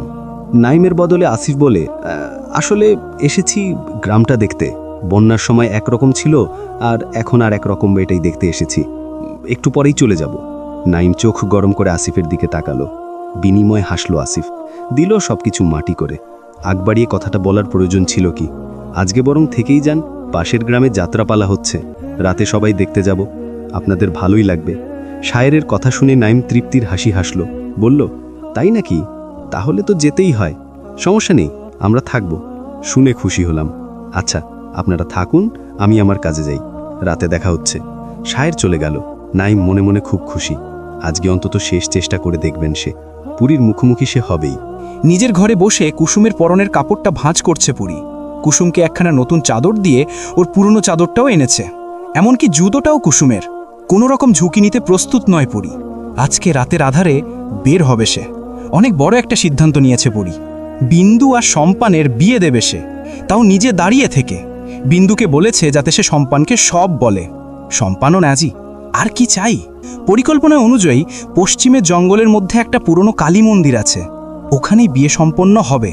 একবার বিয়ে হয়ে গেলে চন্দনার আর কিছুই করার থাকবে না। বিন্দু সম্পানও সুখে থাকবে। তাই আগে থেকেই তৈরি হচ্ছে পরী। রূপালীর বাড়ি যাওয়ার সময় কুসুম দেখিয়েছিল জঙ্গলটি। কুসুমের ধারণা এই জঙ্গলে ভূত প্রেতের বাস, তাই দিনের বেলাতেও কেউ চায় না। এটাকেই হাতিয়ার হিসাবে ধরেছে পরী। তবুও কেউ যাতে দেখে না ফেলে, তাই রাতেই সেখানে যাবে ওরা। এখন শুধু রাতের অপেক্ষা। সন্ধ্যা নামতেই চারিদিক হালকা কুয়াশায় ভরে গেল। গ্রামের মানুষ দলে দলে বের হলো যাত্রা দেখবে বলে। আফতাব সেখানে প্রধান অতিথি হিসাবে আমন্ত্রিত, তাই সবাই রোয়ানা হলো। কিন্তু নাইম গেল না। শরীর খারাপে দোহাই দিয়ে শুয়ে থাকলো। সেজন্য সবাইকে তাকে ফেলে যেতে বাধ্য হলো। আসিফ আর শেখর সব বুঝল, কিন্তু কিছু বলল না। ওরা চলে গেল যাত্রা দেখতে। জমিদার বাড়ির সব পুরুষ চলে গেল। শুধু রয়ে গেল নাইম আর রক্ষীরা। রাতের অন্ধকার একটু গাঢ় হতেই রূপালীর চিৎকার শোনা গেল। রূপালীর প্রসব বেদনা শুরু হয়েছে। বাড়িতে একটা হইচই পড়ে গেল। ইতিমধ্যে কয়েকজন মহিলা এসে পড়েছে। আবির যার নাতনির কথা শুনে আর থাকতে পারলেন না, তিনিও চলে এলেন। এখন সবাই রূপালীকে নিয়ে ব্যস্ত। পরী সেই ফাঁকে বেরিয়ে গেল। এর মধ্যে কেউই পরীর খোঁজ করবে না। সদর দরজাটিই বেরিয়েছে সে। কুসুমের পোশাকে ছিল বিধায় কেউ বুঝতে পারেনি। রক্ষীরা ভেবেছে হয়তো কোনো কাজে কুসুমকে পাঠানো হয়েছে, কারণ সে দ্রুত যাচ্ছে। বাধা দিলে রাগ করবে। পরী ক্ষেতের আইল দিয়ে যাচ্ছে। কারোর অনেকটাই দেরি হয়ে গেছে পরীর, তাড়াতাড়ি পৌঁছাতে হবে ওর। বিন্দু সম্পান হয়তো আরও আগেই পৌঁছে গেছে। হারকিনের আলোয় দ্রুত পা চালায় পরী। সম্পান বিন্দুকে এক করতে পারলে সবচেয়ে বেশি খুশি হবে পরী। বেশ সময় লাগলো জঙ্গলে পৌঁছতে। কিন্তু কালী মন্দিরটা কোথায় সেটা তো পরী জানে না। খুঁজতে হবে। জঙ্গলটা বেশ বড়, তবু পরী খুঁজতেছে। কিছুক্ষণ খুঁজে পেয়েও গেল। তবে আশ্চর্যজনক ব্যাপার যে বিন্দু সম্পান এখনো আসেনি। পরীর হাতে সেই বিন্দু সিঁদুর কৌটো, এটা দিয়েই বিয়ে হবে। কিন্তু ওরা এখনো আসছে না কেন? পরী ওদের জন্য অপেক্ষা করতে লাগলো। তবুও বিন্দু সম্পানের নাম গন্ধও নেই। পরীর এবার ওদের জন্য চিন্তা হচ্ছে। বিন্দু কি বের হতে পারবে, নাকি চন্দনার হাতে ধরা পড়ে যাবে? বকুল ফুলের ঘ্রাণে মোমো করছে চারিদিক। পরী থাকতে পারল না আর। পাশেই একটা বড় বকুল ফুল গাছ, তলায় চাদরের মতো বিছিয়ে আছে সাদা ফুলগুলো। হারকেনটা মাটিতে রেখে ফুল কুড়ায় পরী। মাঝে মাঝে ঘ্রাণ নেয়। পরী ফুল দিয়ে কোচর ভর্তি করে ফেলেছে। তখনও কেউ আসছে না। পরী আবার আগের জায়গাতে বসে পড়ল। কারোর পায়ের আওয়াজ পাচ্ছে পরী। পাতার খসখস আওয়াজ টের পাচ্ছে। সে খুশি হলো। তার মানে ওরা এসে পড়েছে। পরী হারকেন হাতে নিয়ে একটু এগিয়ে থেমে গেল। ও বুঝতে পারল বিন্দু সম্পান আসছে না। বেশ কয়েকজন লোক আসছে। তাদের গলার স্বর শুনতে পাচ্ছে পরী। এখানে থাকাটা ঠিক হবে না ভেবে উল্টো দিক দিয়ে দৌড় দিল পরী। পরী বুঝতে পারল তাকে দেখে ফেলেছে এবং তারা করছে। তাই সে প্রাণপণে ছুটল। বেদ ঝাড়ের মধ্যে দিয়ে দৌড়াচ্ছে পরী। গায়ের চাদর কিছুর সাথে আটকে গিয়েছিল বিধায় সেটা ফেলেই চলে এলো। এখন দাঁড়ানোর সময় নেই। ধরা পড়লে চলবে না। অনেকটা এগিয়ে এসেছে পরী। হঠাৎই গাছের সাথে ধাক্কা লেগে হারকেনের কাঁচ ভেঙে যায়। হারকেনটাও ছিটকে পড়ে। কোথায় পড়ে তা পরী খেয়াল করে না। সে দৌড়াতে থাকে। অনেক আলো আসতেই পরী পেছন ফিরে তাকায়। আগুনের ফুলকি উঠছে। দাউ দাউ করে আগুন জ্বলছে। পরী বুঝতে পারল যে হারিকেনটা ছিটকে ঘরের গাদায় পড়েছে। আগুন দেখেও অপেক্ষা করে না পরী, আবার দৌড় দিল। রাস্তায় এসে হুঁশ ফিরল পরীর। ঘাড় ঘুরিয়ে জঙ্গলটা দেখে নিল সে। আগুনের লাল আলো এখনও দেখা যাচ্ছে। স্তব্ধ হয়ে কিছুক্ষণ দাঁড়িয়ে রইল পরী। হঠাৎ করে কি হয়ে গেল তা বোধগম্য হচ্ছে না ওর। বিন্দু সম্পান কোথায়? আশেপাশে ভালো করে তাকায় সে। অন্ধকারে কিচ্ছু দেখা যায় না। মাথা ধরে এদিক ওদিক তাকাতে লাগলো পরী। এই রাস্তায় বেশিক্ষণ থাকা সম্ভব নয়। কেউ দেখে পেলে সর্বনাশ। চাদরটাও হারিয়ে গেছে। মুখটা শাড়ির আঁচল দিয়ে ঢাকলো পরী। তারপর হাঁটা ধরে বাড়ির পথে। এক পা এগোতেই পায়ে ব্যথা অনুভব করে পরী। জুতো খুলে দেখে তাতে বড়সড় বেল কাঁটা বিঁধে আছে। টেনে কাঁটা বের করার চেষ্টা করে পরী, কিন্তু পারে না। তাই জুতো খুলে খালি পায়ে রওনা হলো। ঠান্ডা মাটি, তার উপর গায়ে চাদর নেই। তাছাড়া শরীর জ্বালা পোড়া করছে খুব, শরীরের কিছু কিছু জায়গায় কেটে ছিঁড়ে গেছে।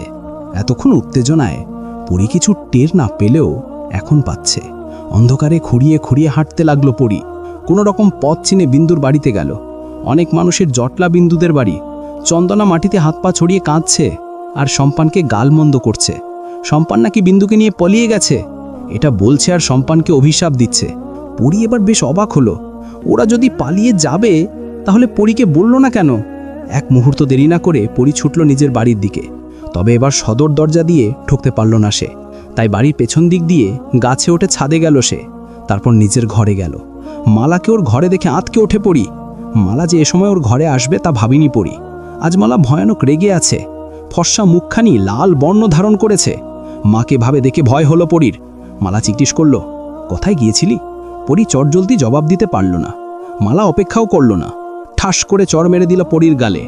এমনিতেই পরীর শরীর দুর্বল, তাই সে তাল সামলাতে না পেরে পড়ে গেল। মালা পরীকে টেনে তুলে আবার থাপ্পড় দিল।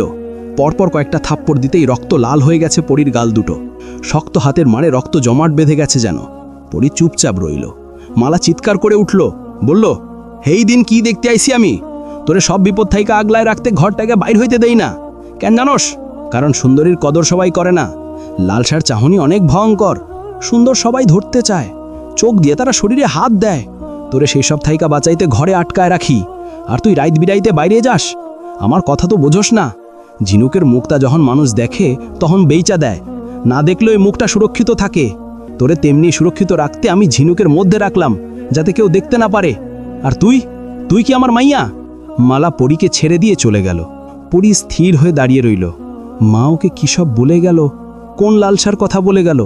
তাহলে নিশ্চয়ই মালাও এরকম কিছুর শিকার ছিল।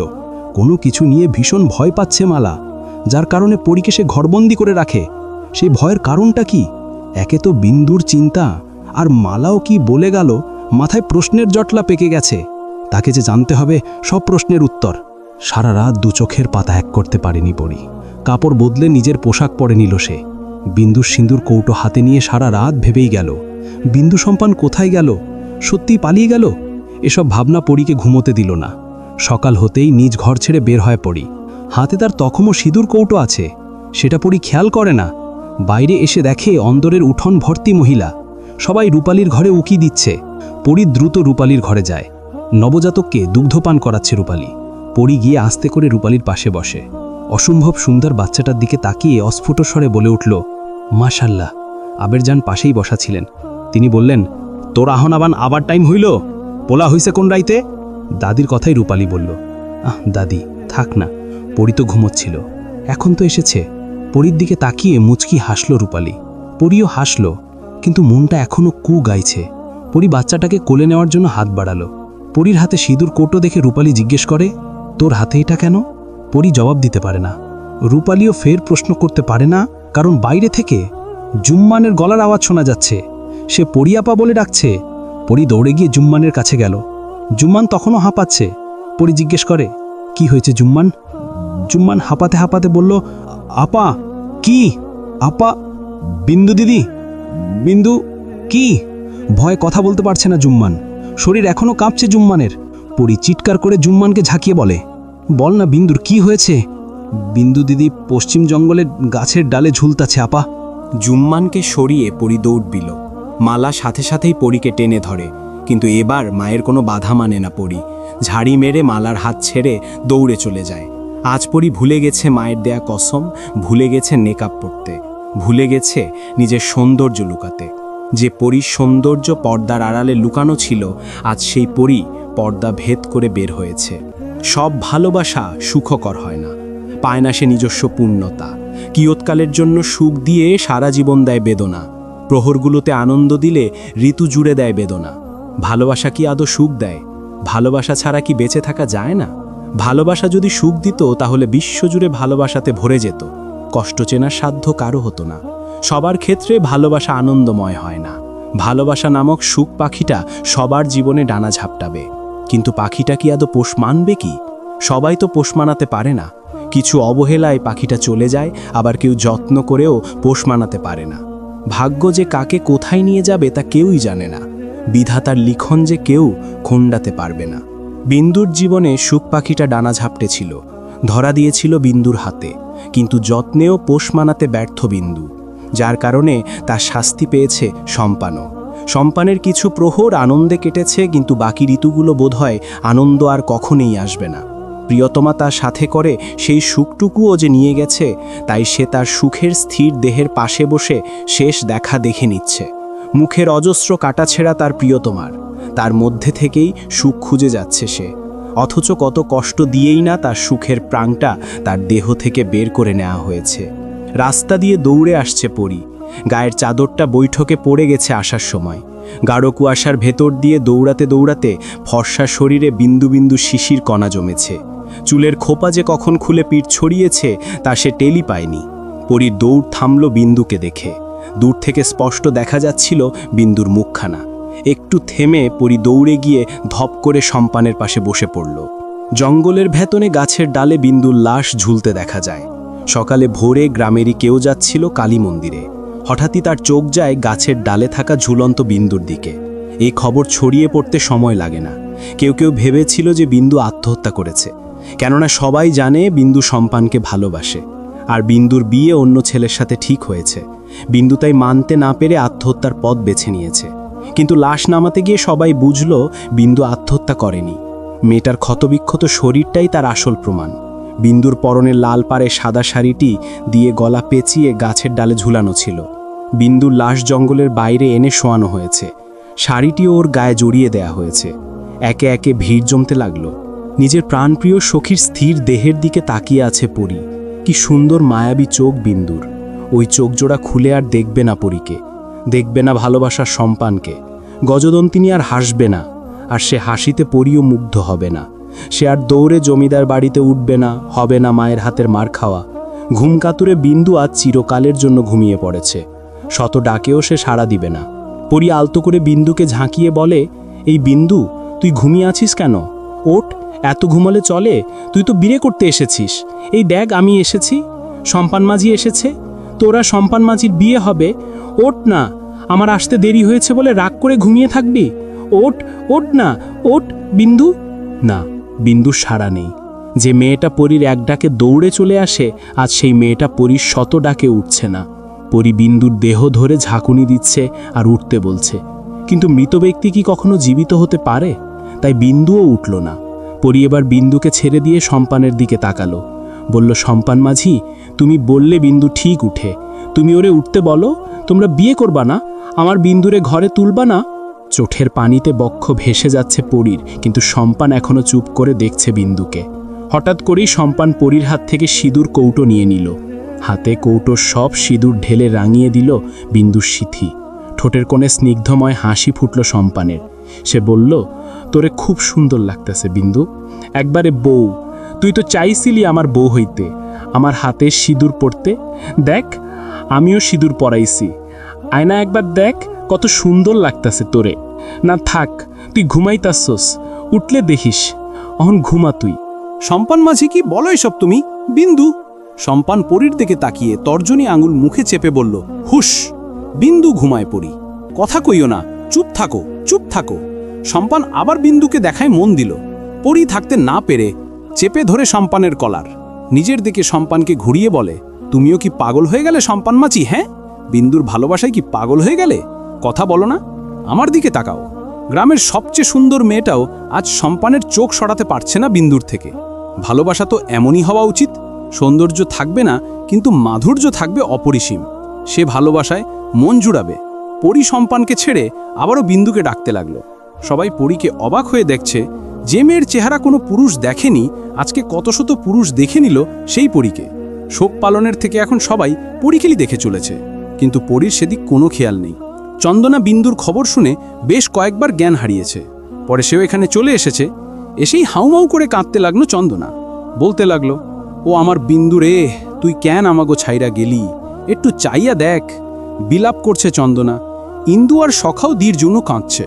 মেয়েকে এমত অবস্থায় দেখে মহেশ্বর নিস্তব্ধ হয়ে দাঁড়িয়ে আছে। চন্দনার কান্নার সহ্য হলো না সম্পানের। দু হাতে চেপে ধরে চন্দনার গালা, মাটিতে ফেলে আরও জোরে চেপে ধরে সম্পান। শ্বাস বন্ধ হয়ে আসে চন্দনার, চোখ উল্টে গেল তৎক্ষণাৎ। সম্পান বলতে লাগে, তোর লাইগাই আই যেই অবস্থা, তোর লাইগা বিন্দু আমারে ছাইরা চইলা গেছে, আমি তোরে শেষ কইরা ছাড়মু। মহেশ সহ কয়েকজন মিলে সম্পানকে টানতে লাগলো, কিন্তু ছাড়াতে পারছে না। এই মুহূর্তে সম্পানের শক্তির পরিমাণ দ্বিগুণ বেড়েছে। দূর থেকে নাইম সব দেখতে পেল, তাই সে দৌড় দিল সেদিকে। নাইম শুনেছে বিন্দুর খবর, এও শুনেছে যে পরীও এখানে এসেছে, তাই সে দেরি না করেই ছুটে এসেছে। সে দৌড়ে কাছে আসতেই কেউ একটা চাদর দিয়ে পরীর মুখ সহ পুরো শরীর ঢেকে দিল। চকিতে তাকালো নাইম, সেই ব্যক্তিটি আর কেউ না, স্বয়ং মালা। মালা চাদর শুদ্ধ মেয়েকে বুটে জড়িয়ে ধরে, যাতে কেউ তার মেয়েকে দেখতে না পায়। নাইম কাছে এসেও পরীকে দেখতে পেল না। মায়ের সান্নিধ্য পেয়ে পরীও নিজেকে বুটিয়ে নিল। ঠান্ডা শরীরটা একটু উষ্ণতায় নেতিয়ে গেল। পরীর কান্নার আওয়াজ বা কথার আওয়াজও শোনা গেল না। কুসুম এসে বলে, বড় মা, বড় কর্তা আইব, তো তাড়াতাড়ি বাড়িতে চলেন। মাথা নেড়ে মালা পরীকে গাড়িতে উঠিয়ে বাড়িতে নিয়ে গেলেন। একটুর জন্য নাইম পারল না পরীর মুখ দেখতে, আর একটু জলদি আসলেই দেখতে পারত। নিজেকেই নিজে কিছুক্ষণ গালমন্দ করল সে। এরই মধ্যে আফতাব সেখানে আসে। সবাই রাস্তা করে দেয় আফতাবকে। শায়েরও সাথে এসেছে। বিন্দুর মৃত্যুর খবর শায়েরকেও ভাবাচ্ছে। মেয়েটাকে এভাবে নৃশংসভাবে হত্যা করলো কারা? পুলিশকে খবর আগেই দেওয়া হয়েছিল। ঘটনাস্থলে তারাও চলে আসে, সবাইকে দূরে সরিয়ে দিল। সম্পানকে সবাই মিলে ধরে রেখেছে। চন্দনা জ্ঞান হারিয়েছে আবার, তাকে সবাই ধরাধরি করে বাড়িতে নিয়ে যায়। পুলিশ সব দেখছে। শায়েরের পরিচিতই তারা। শায়ের পুলিশ প্রধানকে বলে, আপনি একটু ভালো করে দেখবেন, আমাদের গ্রামে এমন কখনোই হয়নি। অপরাধী কে বা কারা তাদের তাড়াতাড়ি ধরার চেষ্টা করুন। আমরা চেষ্টা করব শায়ের সাহেব, তবে এটা বুঝতে পারছি বেশ কয়েকজন যুবক ছিল, না হলে মেয়েটাকে। চোখ বন্ধ করে নিল শায়ের। কিছু পল ওভাদে থেকে চোখ মেলে বলল, আমার মনে হয় কালকে যারা যাত্রা দেখতে এসেছিল। পুলিশ প্রধান একটু ভেবে বলে, আমার মনে হয় না এরকম সাহস কোনো সাধারণ মানুষের হবে। মনে হচ্ছে কোনো অপরাধী এরকম করেছে। আমার মনে হচ্ছে। কি মনে হচ্ছে? সুশীল নয় তো? ও তো বড় একজন অপরাধী। আপনার মনে আছে ওই 4 বছর আগের ঘটনার কথা? হ্যাঁ আছে, কিন্তু সুশীল তো গা ঢাকা দিয়েছে। ওকে ধরার চেষ্টা করছি 2 বছর ধরে, কিন্তু পারছি না। এমনও তো হতে পারে যে সুশীল যাত্রাপালায় আসা মানুষের সাথে মিশে এসব করেছে। আফতাব এই কথা শুনে হুঙ্কার দিয়ে উঠল। আশেপাশে থাকা সবাই কেঁপে উঠল। আফতাব বলল, ওই জানোয়ারটাকে তাড়াতাড়ি খুঁজে বের করেন, সবার সামনে ওর গলা কেটে শান্ত হব আমি। আমরা এখনো সঠিক বলতে পারছি না, আগে তদন্ত করি, তারপর বলা যাবে। নারকেল পাতির পাটিয়ে মুড়িয়ে বিন্দুকে নিয়ে পুলিশ চলে গেল। সম্পান দৌড়ে গিয়ে টেনে ধরেছিল বিন্দুকে, কিন্তু গ্রামের লোকজন তাকে টেনে নিয়ে এসেছে। সম্পান বারবার বলেছে বিন্দুকে যেন না নিয়ে যায়, কিন্তু কেউ তার কথা শোনেনি।